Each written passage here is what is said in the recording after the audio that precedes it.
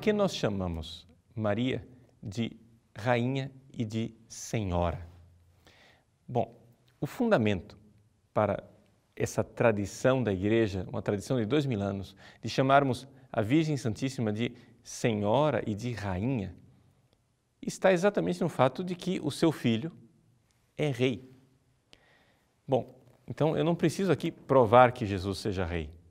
Ele é o rei profetizado no Antigo Testamento e ele é o rei exaltado como Senhor do universo, como a própria Sagrada Escritura nos coloca. Agora, o que acontece é que existe a instituição da mãe do rei, ou seja, a rainha-mãe. E essa instituição, ela está presente em toda a Sagrada Escritura, Antigo e Novo Testamento. Como é que nós podemos comprovar isto? Bom, em primeiro lugar, é nós constatarmos que isto é uma realidade típica da casa de Davi, ou seja, da descendência dos reis que vieram depois de Davi. Você pode pegar a sua Bíblia e fazer uma pesquisa e notar o seguinte: depois que o rei Salomão faleceu, houve uma divisão do povo de Deus. O reino do norte foi um reino que se separou e perdeu a descendência davídica. No norte vieram 8 dinastias diferentes. Portanto, não é no reino do norte que está a nossa atenção, também porque o reino do norte, depois que foi levado para o exílio da Assíria, não mais voltou. O fato é que no sul permaneceu o reino de Judá. E o reino de Judá no sul foi o reino que manteve a descendência davídica. Se você for pesquisar na Sagrada Escritura os 20 reis descendentes de Davi que vieram depois de Salomão, todos eles são mencionados junto com suas mães. Portanto, a rainha-mãe era uma instituição típica da casa de Davi. E é muito fácil de se explicar por quê. Porque os reis davídicos tinham todos muitas mulheres e inúmeras concubinas. Bom, tendo muitas mulheres, quem seria a rainha? Impossível. Então, já que ele tinha muitas mulheres, mas tinha somente uma mãe, era a mãe quem assumia o lugar de rainha-mãe. E para isso há um título. O título é Gebirá. Essa palavra Gebirá, ela aparece 13 vezes no Antigo Testamento para designar especificamente a rainha-mãe. E isto era uma instituição, tanto no reino de Davi, como também em outros reinos e povos ali circunstantes, como por exemplo no Egito, em que Gebirá, em egípcio antigo, se dizia Tafnes, ou o reino hitita.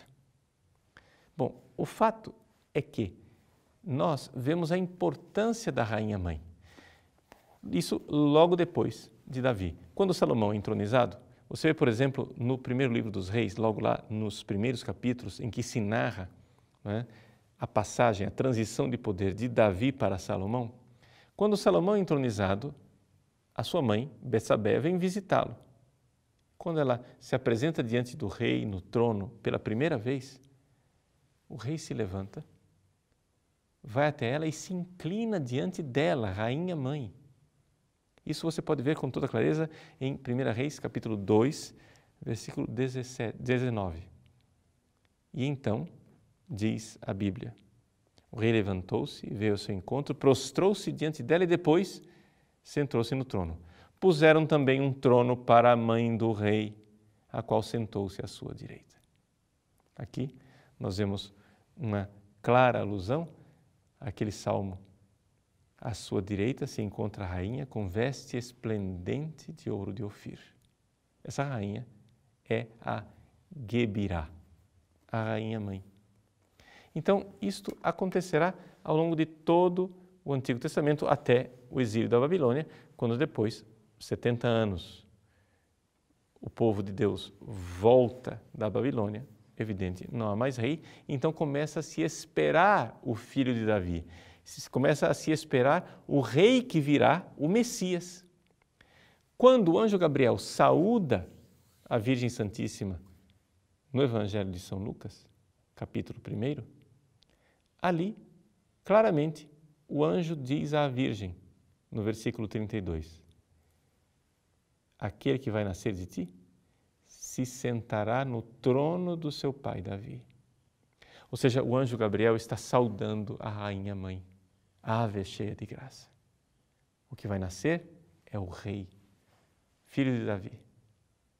E, mais do que isso, será filho do Altíssimo também, como o próprio anjo o revela. Pois bem, Maria sai apressadamente, vai para visitar a sua parenta Isabel e ela a saúda dizendo: como a mãe do meu Senhor vem me visitar. É Isabel, mais uma vez, saudando a rainha mãe. Agora, é evidente que a Virgem Maria viveu uma vida humilde como Jesus. Jesus não viveu vida de rei, embora ele fosse rei. Nós precisamos esperar a ressurreição e a ascensão ao céu para que Jesus, na sua glória, seja realmente entronizado como o cordeiro imolado, mas de pé, aquele que reina e triunfa. Bom, esse reinado ele é descrito no Apocalipse de São João. É então que nós notamos que também no Apocalipse de São João aparece uma rainha-mãe. O capítulo 12 do Apocalipse diz assim, que no céu apareceu um grande sinal. Uma mulher vestida com o sol e tendo a lua debaixo dos pés e sobre a cabeça uma coroa de 12 estrelas. É sem dúvida alguma uma rainha-mãe. Existe uma certa polêmica de interpretação com relação a essa passagem do Apocalipse, porque é evidente, os evangélicos protestantes não aceitam que aqui nós estejamos falando de Maria. Eles interpretam dizendo, não, é o povo de Israel do Antigo Testamento, olha a coroa de 12 estrelas, são as 12 tribos. Ou então dizem, não, isso aqui é a igreja que, triunfante, é coroada de 12 estrelas por causa dos 12 apóstolos. Mas o fato é o seguinte, quem é o ventre do qual saiu o rei para governar as nações com cetro de ferro, como está escrito lá no Apocalipse? Sem dúvida alguma. Jesus veio ao mundo do ventre da Virgem Maria. Portanto, aquela mulher revestida de sol e com a coroa de estrelas é a Virgem Maria. Que ela simbolize o Antigo Testamento e o povo de Israel, ou simbolize o novo povo de Deus e a igreja, é o significado simbólico daquela mulher real e concreta que é Maria. Portanto, é Maria que pode ter uma função simbólica como filha de Sião, a realização do povo de Deus do Antigo Testamento, ou como sendo aquela que é a igreja no seu estado pleno e perfeito. Mas o fundamento é que trata-se realmente da Virgem Maria. É por isso que então a igreja não teve nenhuma dificuldade de, desde o início, chamar a Virgem Santíssima de Senhora. O título da Rainha Mãe, Gebirá, quer dizer exatamente isto. Gebir vem do verbo gavar, que quer dizer ter poder. Senhora, um senhorio.